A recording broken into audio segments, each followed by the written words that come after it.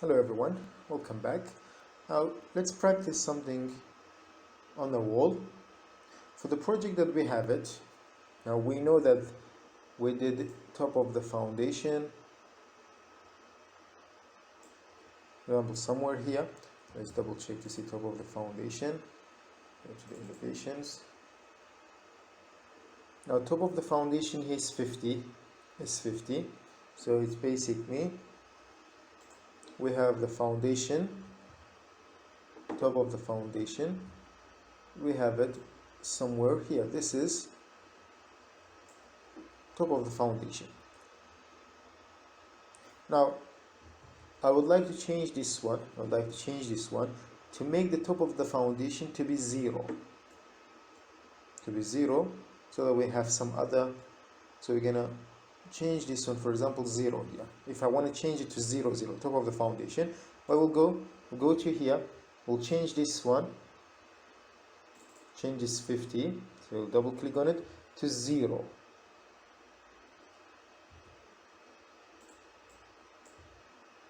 We'll hit enter. Now what will happen, since the column and the foundation are linked together, the column also will be extended down, no problem. If you realize that the columns are not extending it down, so the reason why, because this foundation is not attached to them, or maybe when you did it there was a small gap between them. But if they're connected, since Revit understand that they are together, and we already said that those are starting from where? Top of the foundation, so they automatically will be extended to the level that we have it. Now this will tell you something. Revit, it's very easy and convenient when something changes in the project, because the rest of the things automatically will update themselves. Now why did I do this one? Because I want to create walls, some according to this project. Let's say I know the walls, I want to create some walls. Now the walls start from where? Since we know that the interior of the first or the ground floor is 50, so this is plus 50, and the wall that we have it in that case will start. So if this is 50 here, our wall will start at the 50. Why? Because what did I do? I brought the top of the foundation here. Later we'll teach you how to add those material as well here. The material that we have it here, the blockade and the compacted soil, can teach you as well. So let's say the wall will start at this level and it will continue at the bottom of the beams. Yes. So each wall that we're creating it will basically stop at the bottom of the beam. If there is a beam, remember, if there is a beam.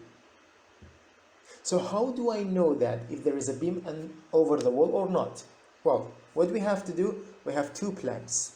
One, the architectural plan, which is for the first floor. I'm just going to do one floor, then I can make you responsible to do the rest of them. So I can see the walls here. Now those are the walls, 20 centimeter. Around we have it, exterior walls, 20 centimeter. Now we have also small ones, 10 we have it as well. Those are partition. For example, I have it here 10 small. Now we have to also, we don't have that much wall. Remember, we have exteriors and small 10 we have it here. So where do we have to go? We have to go to the plan, the beams, which is for the first floor here, to realize that where do we have beam.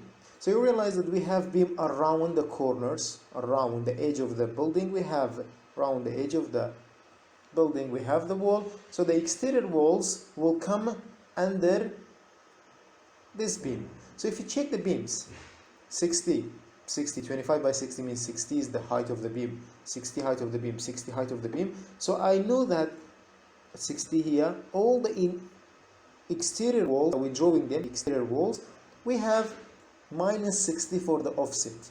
Remember we said that the walls will come to the bottom of the beam. So I can start drawing the walls around the edge. Well, before drawing them around the edge, what do I have to know? What type of wall do I have it here? Well, if I zoom in on the architectural plan, you will see 3 layers. You'll see, look at the layers that you have it here. Look at the layers that we have it here. This is the core. This is the core, which is 20 centimeter, and you have something around it. Now those will be the finishing. The outside of them will be cement plastering, and the inside of it will be the gypsum plastering. Most probably will be gypsum plastering. Gypsum. Now, I told you that those details are supposed to be given, yes. Now, unfortunately, in this plan, the architecture forgot to specify a section of the wall. Here, the detail given for the floor, but for the wall, it's not given. Now, in most of the time, they will provide the detailing here. For example, they will tell us that the layers that we have there, what do you have? Do you have stone outside? Something, as I told you, there's a brick extra or not? Now let's say that I don't care about this layering now because it's not provided here for me. It's not provided. So I'm just going to provide the 20 centimeter. Again, I don't know is it block or brick here, yes? So again, it's a missing information here. But if you know it, you will provide it whatever it is there. Now, let me go to top of the foundation. Top of the foundation. We're going to create some wall. I'm going to explain 2 things. The offsetting to see what we have. Now, we know that the wall that we have does not start on the top of the foundation. We know that it won't start on the top of the foundation because top of the foundation now it's 0. So it will start somewhere at plus 50. The wall will start at plus 50.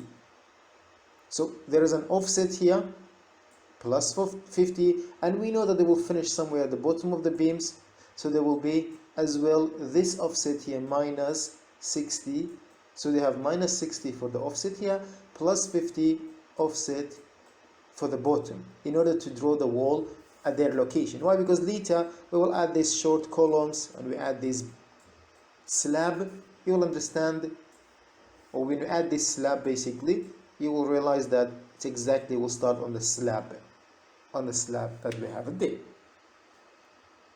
So I'm going to go back to Revit and well, first we have to know the wall start from where. So you're looking at this plan, and you're going to use this one. So let's say I'm just going to do 2 of them.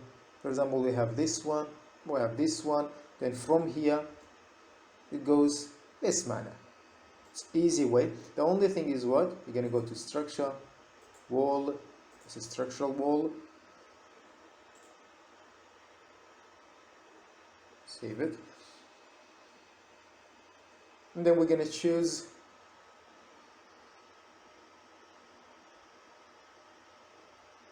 let's say it's brick wall. I already did the brick wall, which is the 20 that I have it there.